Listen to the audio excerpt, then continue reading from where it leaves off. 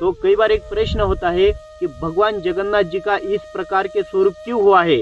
भगवान जगन्नाथ जी का हाथ नहीं है, भगवान जगन्नाथ जी का पाँव नहीं है, भगवान जगन्नाथ जी की बड़ी बड़ी आंखें हैं, इस प्रकार से भगवान जगन्नाथ जी का स्वरूप क्यों हुआ है, कई बार ऐसा प्रश्न होता है। तो भक्तों, ये द्रौपदी की लीला से संबंधित है।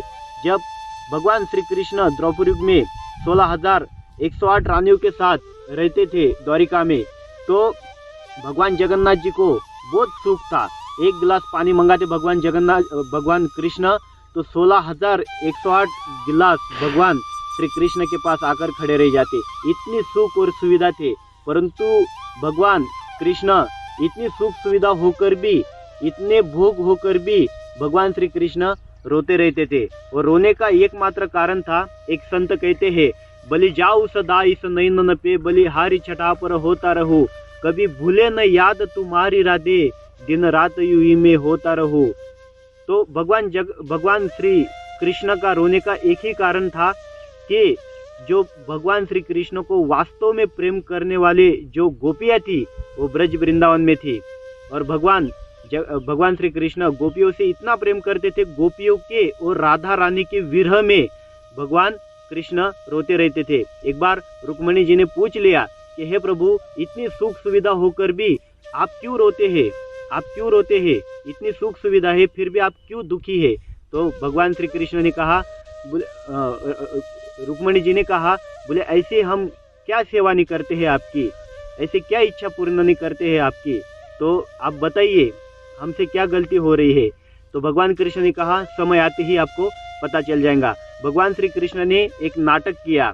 भगवान श्री कृष्ण एक दिन बीमार पड़ गए, और बीमार पड़ गए, नारद मुनि को बोले हे नारद मुनि, आप 16,108 रानियों के पास जाइए, और 16,108 रानियों की जो चरण की धूल है वो यदि मेरे माथे पर लगाए तब जाकर मैं ठीक हो सकता हूँ। भगवान ने कहा नारद मुनि को, और 16,108 रानियाँ चिंतित हो गई और सब नारद मुनि को पूछने लगी कि हमारे प्रिय कृष्ण, इनकी तबीयत बिगड़ गई है, तो उनको ठीक करने के लिए क्या करना पड़ेगा। तो उस समय नारद मुनि ने कहा, बोले जब आप अपनी चरण की रज कृष्ण के माथे पर लगाओगी तब जाकर कृष्ण ठीक हो सकते हैं। परंतु एक बात है, नारद मुनि कहा गोपियों को, 16,108 रानियों को, बोले एक बात है, यदि भगवान श्री कृष्ण के माथे पर आपकी चरण की रज लगाओगे तो आपको करोड़ों करोड़ों जन्म तक नरक में जाना पड़ेगा। तो समस्त 16,108 पटरानियों ने कह दिया, बोले हम कृष्ण को चरण की रज नहीं देंगे। तो नारद मुनि कृष्ण के पास आए, बोले हे प्रभु, आपको द्वारिका में कोई भी चरण की रज नहीं दे रहे हैं। तो भगवान श्री कृष्ण ने कहा, बोले आप ब्रज वृंदावन में जाइए और राधा रानी को मिलिए। जब भगवान श्री कृष्ण ब्रज वृंदावन में गए और राधा रानी को मिले, और समस्त गोपियाँ नारद मुनि को देखकर दौड़ने लगे, बोले हे नारद मुनि, बताइए हमारे कृष्ण कैसे है, हमारे कृष्ण कैसे है, आप बताइए। तो उस समय नारद मुनि ने कहा, बोले आपके कृष्ण बीमार है। तो उस समय राधा रानी ने समस्त गोपियों ने कहा, बोले हे कृष्ण, हे नारद मुनि, बताइए हमारे कृष्ण को ठीक करने के लिए क्या करना चाहिए, हमारे कृष्ण को ठीक करने के लिए क्या करना चाहिए। तो उस समय नारद मुनि ने कहा, बोले जब आपके चरण की रज आप कृष्ण के माथे पर लगाओगे तब जाकर कृष्ण ठीक हो सकते हैं। परंतु एक अट है, जब आप अपने चरण की रज कृष्ण के माथे पर लगाओगे तो तो आपको करोड़ों करोड़ों जन्म तक नरक में जाना पड़ेगा।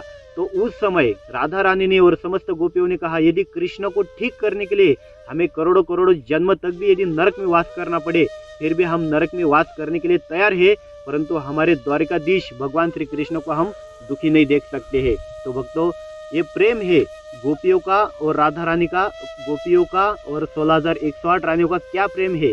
तो उस समय भगवान श्री कृष्ण ने ये गोपियों की लीला 16,108 रानियों को सुनाई। देखिए, आप में यह कमी है, इसलिए मैं राधा रानी के और गोपियों के विरह में रोते रहता हूँ।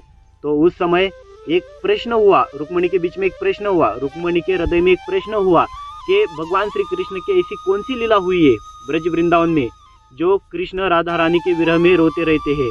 तो बलदेव जी की माता रोहिणी जी को समस्त 16,108 रानियों ने बिठाया और कहा, बोले हे रोहिणी माता, बताइए भगवान श्री कृष्ण की इस 11.5 वर्ष में ब्रज वृंदावन को कौन सी लीला हुई है तो उस समय रोहिणी जी ने कहा, बोले एक ऐसे कमरे का प्रबंध करो जहाँ पर भगवान श्री कृष्ण न आ पाए। तो उस समय एक कमरे का प्रबंध किया और 16,108 रानियां उस कमरे में बैठ गई और द्वार पर सुभद्रा जी को बिठाया द्वार पर।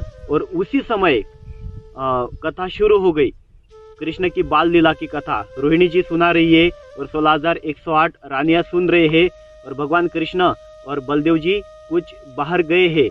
तो सुभद्रा जी द्वार पर खड़ी है और समस्त रोहिणी जी ने कहा, बोले कृष्ण बलराम को अंदर मत आने देना, यदि उनकी कथा सुन लेंगे तो वापस ब्रज वृंदावन चले जाएंगे। तो उसी समय कथा शुरू है, भगवान कृष्ण का जन्म कैसे हुआ, अकासुर का वध, पुतना का वध, ऐसे वैसे कथा शुरू है। उतने में भगवान कृष्ण और बलदेव जी आए और सुभद्रा जी को कहा, बोले हे बहना अंदर क्या शुरू है। तो उस समय सुभद्रा जी ने कहा, बोले कहने को मना किया है। तो भगवान श्री कृष्ण ने कहा, बोले बहना मुझे बताइए क्या क्या शुरू है। बोले आपकी कथा शुरू है। तो उस समय भगवान कृष्ण ने कहा, बोले आप तो सुनना ही होगा, बोले अंदर नहीं जा सकते हैं, आप द्वार पर बैठकर सुन सकते हैं। तो एक साइड को कृष्ण, एक साइड में सुभद्रा जी, एक साइड में बलदेव जी, ऐसे तीनों अपनी ही कथा सुनने में इतने मग्न हो गए भक्तों। जब भगवान कृष्ण की कथा सुनते हैं तो स्टेप होते हैं। सबसे पहले जब कोई व्यक्ति कथा सुनता है तो उसमें भाव आता है, फिर श्रद्धा होती है, फिर बहुत सारे स्टेप है भगवान श्री कृष्ण की कथा सुनने का। तो भगवान श्री कृष्ण अपनी ही कथा सुनने में इतने मग्न हो गए तो अपनी ही कथा सुनते हाथ अंदर चले गए, पाँव अंदर चले गए और कथा सुनते बड़े बड़ी आंखें हो गई भगवान कृष्ण की। और उसी समय नारद मुनि प्रकट हुए और नारद मुनि ने ये दर्शन देख लिया, जगन्नाथ बलदेव सुभद्रा जी का। बोलो जगन्नाथ बलदेव सुभद्रा जी की जय। तो उसी समय भगवान जगन्नाथ जी का दर्शन हुआ। परंतु भगवान कृष्ण ने कहा नारद मुनि को, बोले बताइए, बोले नारद मुनि मैं बहुत खुश हूँ, आपको जो चाहिए वो आप मुझसे मांग लीजिए। उस समय नारद मुनि ने कहा था, बोले प्रभु बस मुझे कुछ नहीं चाहिए, केवल मुझे एक ही चीज चाहिए, आने वाले कलयुग में केवल जो मुझे अभी दर्शन दिखाया आपने जगन्नाथ बलदेव सुभद्रा जी का, वे दर्शन आप कलयुग के जीवों को कराइए। क्योंकि हे प्रभु जब कलयुग का जीव ऐसा दर्शन आपका करेगा तो सीधा वैकुंठ भगवान के धाम में चले जाएगा सीधा। तो भक्तों भगवान श्री कृष्ण का ये जगन्नाथ जी का स्वरूप केवल कलयुग के जीवों को दर्शन कराने के लिए हुआ है। तो आने वाले 20 तारीख को हमारे महाराष्ट्र नंदुरबार में भी बहुत बड़ा भव्य दिव्य भगवान जगन्नाथ जी की रथ यात्रा का आयोजन हुआ है। तो आप महाराष्ट्र में हो तो जरूर, खानदेश में हो तो जरूर आप नंदुरबार भगवान जगन्नाथ जी की रथ यात्रा में भाग लीजिए। और यदि गुजरात में हो तो सूरत में भव्य दिव्य रथ यात्रा का आयोजन हुआ है और आप सब लोग भगवान रथ यात्रा में भाग लीजिए और अपने जीवन को धन्य कीजिए। हरे कृष्णा।